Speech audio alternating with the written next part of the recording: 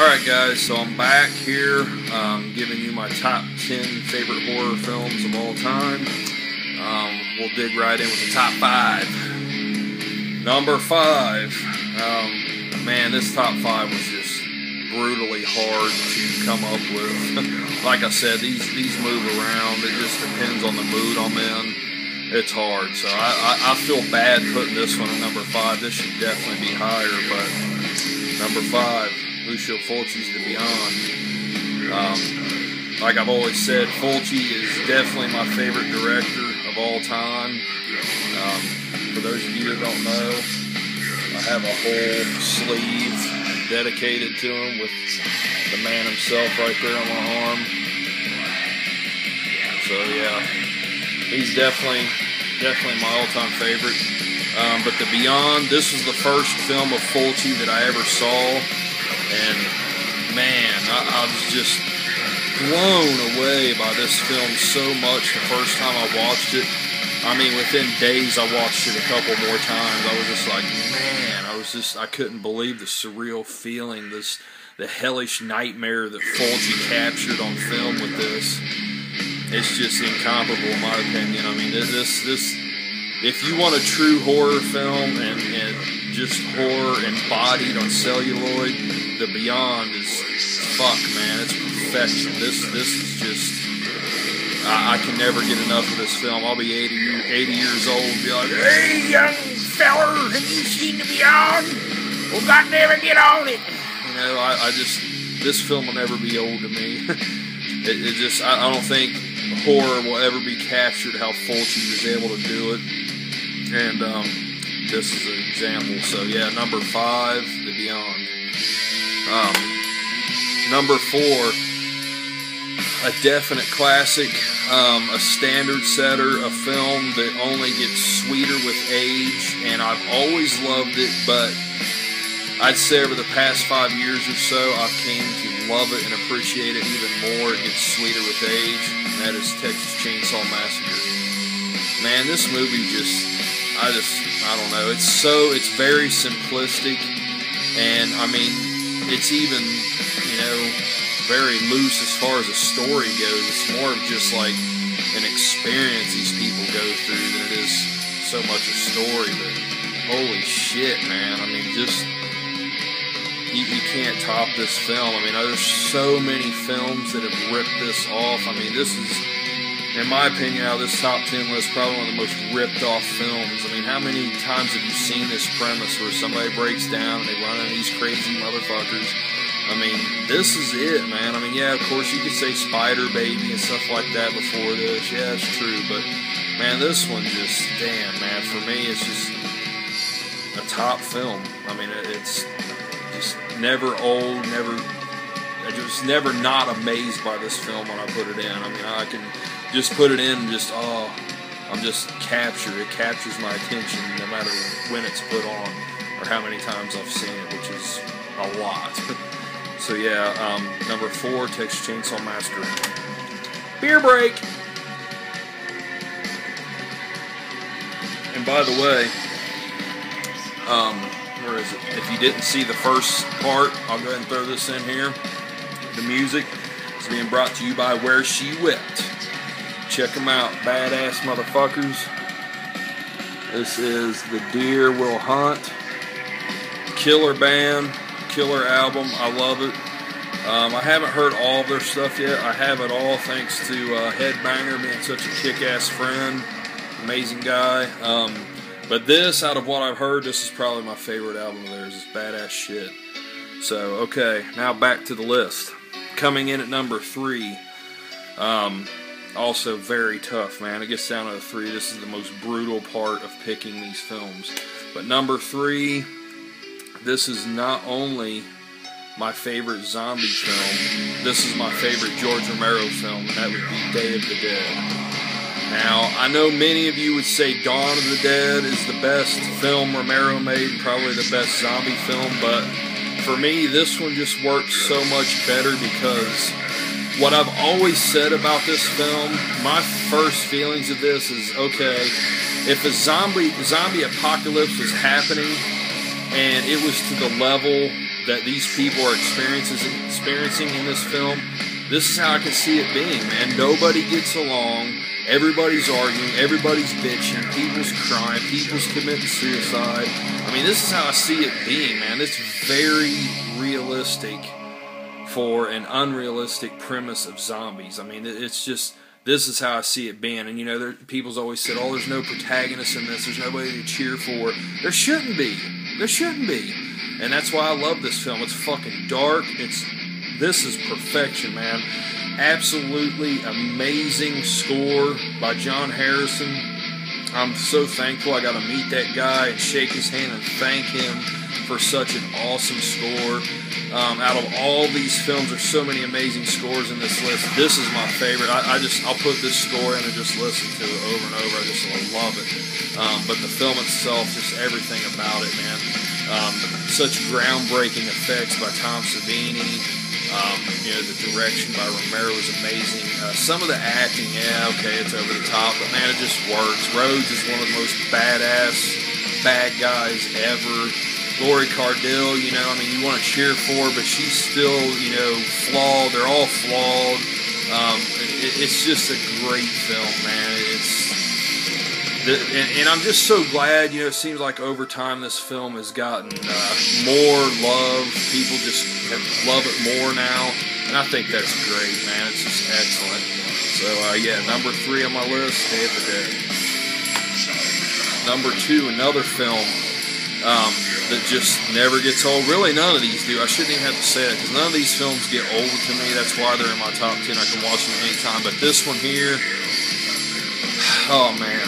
It's another one that over time and with age, I've come to appreciate even more. I've loved it since the first time I saw it when I was a kid. But, you know, it's one of those films that just resonates more the more you see it. And I just think it's above excellent. And that is The Shining. Just everything about this film, man, just reeks perfection. I love it. I mean, yeah, Shelley Duvall, well, I can't say everything, because Shelley Duvall, her performance in this has always fucking bugged the shit out of me. She's a weak link in it. Just for me personally, but maybe not to you guys, I don't know. But I love this film. I just absolutely adore it. And, you know, it's coming up on winter time, and during the winter, I always tend to watch this film more, especially on snow days. Like, if I know snow is coming, I always have to make it a point to put in The Shining, because it's just so much more effective. Like, you know, it's snowing in the film a lot. They're snowed in. You look outside, it's snowing. It's like, oh my God, I'm in the movie. Now I'm just, you know, retarded like that, I guess. But it's more effective, I think, if you watch this in the winter time, in the cold months. But I can watch it anytime throughout the year. Jack Nicholson's performance, I mean, you don't need to say anything about that.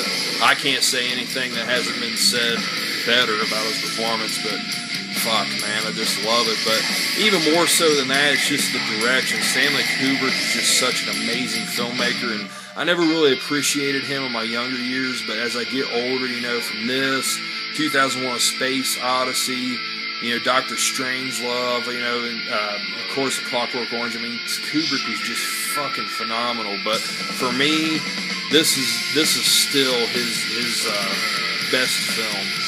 I mean, I don't know. With me, I could go back and forth between this and 2001: Space Odyssey for my favorite, but, you know, from a horror side, definitely this. But it's just so great, man. I mean, everything, the feel, the look, the atmosphere, everything, man, just amazing. So, yeah, number 2, The Shining. Now, before I get to number 1, I'm going to clear the throat here. This might be a little long-winded. Apologize if it is. And this one, I have more editions probably than anything else in my collection, but I went ahead and pulled out my favorite version of this to show you. This film has always been my number 1 favorite horror film ever since I was a kid. Yes, I saw this film as a kid, and it scarred me for life. Really, it did. Because it made me the horror fan that I am. It made me love horror like I do today, and I thank my parents for letting me watch it, and that would be The Evil Dead. No question, no competition, my favorite horror film ever. I mean, this, you know, as far as this here, I mean, the way I love independent films nowadays, independent horror films, and get behind stuff like that, that all stems from this. You know, like I said, my love for horror films and how much I'm into them, it all stems from this. I mean, I can pretty much anything in my life that has to do with horror, I can point to this film as being the core root of that, because, you know, I can remember watching this as a kid and just being completely terrified by this film. And when it was over, you know, I would just think about, God, man, I was scared to death, but I love it. You know, I want to go back and watch it again, and I'd get all scared all over again. And, you know, that became like a thing for me, like, you know, what movies can scare me? You know, this made me like being scared, if that makes any sense. Horror fans understand that, but, you know, casual people that may be watching this might not understand that, but, you know, this film just, holy shit, man. And, you know, then the older I got and started looking into this and saw all the hell they went through to make this film, you know, how they got the investors behind them. And, you know, I mean, this was against all odds type deal with this film. It's amazing it ever came to be. And that just made me appreciate it that much more and love it that much more. I just, you know, it's the underdog story, and I'm always a sucker for stuff like that. But how this is made, it's definitely one of the all-time great underdog stories, and it's been this film in all regards has been inspiration to many independent underground filmmakers all throughout, you know, since this came out, because it's a true success story.